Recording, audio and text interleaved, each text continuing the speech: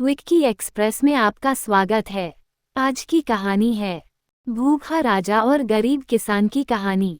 सालों पहले एक नगर का राजा अपने राज्य में रात को अपना रूप बदलकर घूमता था।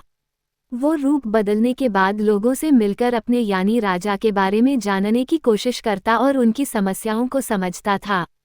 एक रात जब वह नगर घूमकर आया तो अचानक जोर से बारिश होने लगी। उसने देर किए बिना एक गरीब के घर का दरवाजा खटखटाया।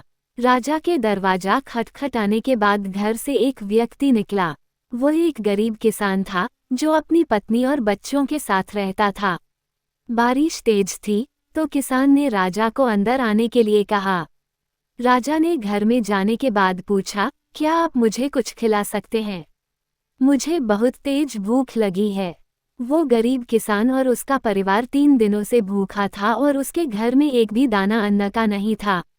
किसान के मन में हुआ कि भले ही हम भूखे हैं, लेकिन अपने अतिथि को यूं भूखा नहीं रख सकते। अब किसान ये सोचकर बेचैन हो गया कि अपने अतिथि का पेट कैसे भरा जाए। तभी उसने घर के सामने वाली दुकान से चावल चुराने की तरकीब सोची। उसने सिर्फ अतिथि के लिए ही 2 मुट्ठी चावल लिया और उसे पकाकर राजा को खिला दिया। तब तक बारिश रुक गई थी और राजा अपने घर चला गया। दूसरे दिन दुकान का मालिक अनाज की चोरी की शिकायत लेकर राजा के पास पहुंचा। राजा ने दुकान के मालिक और उस गरीब किसान को अपनी सभा में प्रस्तुत होने का आदेश दिया। सबसे पहले सभा में पहुंचे किसान ने राजा के सामने जाकर अपनी चोरी का इल्जाम कबूल कर लिया और बीती हुई रात की पूरी बात राजा को बता दी।